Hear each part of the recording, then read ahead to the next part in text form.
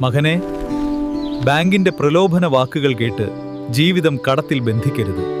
സ്വാതന്ത്ര്യമാണ് സമാധാനം. ഞാൻ നിങ്ങളോട് പറയുന്നു, കടമെടുക്കുന്നത് എളുപ്പമാണ്, പക്ഷേ അടയ്ക്കുന്നത് കഷ്ടമാണ്. വിവേകത്തോടെ തീരുമാനിക്കൂ.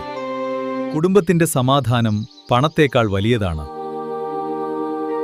കടം കാരണം വീട്ടിൽ കലഹം വരാൻ അനുവദിക്കരുത്. EMIയുടെ ഭാരത്തിൽ തലകുനിയുന്ന ജീവിതം ഞാൻ നിങ്ങൾക്കായി ആഗ്രഹിക്കുന്നില്ല. ബുദ്ധിയോടെ തീരുമാനിക്കൂ. മകനെ, ഇന്നത്തെ ചെറിയ EMI നാളെ വലിയ ബന്ധനമായി മാറാം. അതിനാൽ ചിന്തിച്ചാണ് തീരുമാനിക്കേണ്ടത്. ആവശ്യത്തിനുള്ളത് മാത്രം വാങ്ങും. കടം കൊണ്ട് ആഡംബരം വാങ്ങിയാൽ സമാധാനം നഷ്ടപ്പെടും. പ്രലോഭന വാക്കുകൾ പലരും പറയും, പക്ഷേ വിവേകത്തോടെ ജീവിക്കുന്നവൻ മാത്രമാണ് സമാധാനം കണ്ടെത്തുന്നത്. കടമെടുക്കുന്നതിന് മുമ്പ് ഒരു ചോദ്യം ചോദിക്കൂ. ഇതെനിക്ക് സത്യത്തിൽ ആവശ്യമാണോ? കടം ചിലപ്പോൾ സഹായമാകും, പക്ഷേ അതിക്രമിച്ചാൽ അത് ബന്ധനമാകും. കുടുംബം സന്തോഷത്തോടെ ജീവിക്കണമെങ്കിൽ കടത്തിന്റെ അടിമയാകരുത്. വിവേകത്തോടെ പണം ഉപയോഗിക്കുന്നവനാണ് യഥാർത്ഥത്തിൽ ധനവാൻ.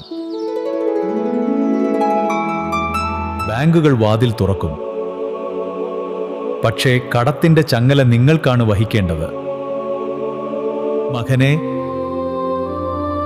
കടമെടുക്കുമ്പോൾ ഭാവിയെ ഓർക്കൂ. ഇന്നത്തെ ആഗ്രഹം നാളത്തെ ഭാരമായി മാറാതിരിക്കട്ടെ. അളവിലുള്ള ജീവിതം നയിക്കുന്നവൻ ഒരിക്കലും കടത്തിന്റെ അടിമയാകില്ല. മകനെ, പണത്തിന്റെ അടിമയാകരുത്, വിവേകത്തിന്റെ കൂട്ടുകാരനാകൂ. EMIയുടെ ഭാരത്തിൽ കുടുംബസ്നേഹം തകരരുത്.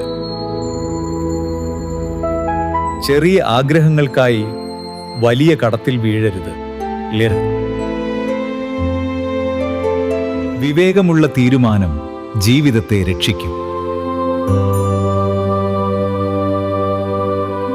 ഇന്ന് ചിന്തിച്ച് തീരുമാനിച്ചാൽ നാളെ നിങ്ങൾ സ്വതന്ത്രനാകും. പ്രലോഭനങ്ങൾ പലതുണ്ട്, പക്ഷേ വിവേകമാണ് നിങ്ങളെ രക്ഷിക്കുക. മകനെ, കടത്തിന്റെ വാതിൽ തുറക്കുന്നതിന് മുമ്പ് അതിന്റെ ഭാരവും ചിന്തിക്കൂ. സമാധാനമുള്ള ജീവിതം കടമില്ലാത്ത ജീവിതത്തിലാണ്. കടം കൊണ്ട് സന്തോഷം വാങ്ങാൻ കഴിയില്ല.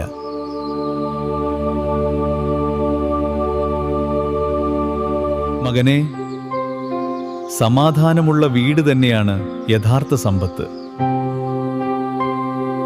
EMIയുടെ ജീവിതം തുടങ്ങുന്നതിന് മുമ്പ് അതിന്റെ അവസാനം ചിന്തിക്കൂ. മകനെ, ആവശ്യത്തിനേക്കാൾ കടമെടുക്കരുത്. EMIയുടെ ചങ്ങലയിൽ കുടുങ്ങിയാൽ സമാധാനം നഷ്ടപ്പെടും. ജാഗ്രതയോടെ ജീവിക്കൂ.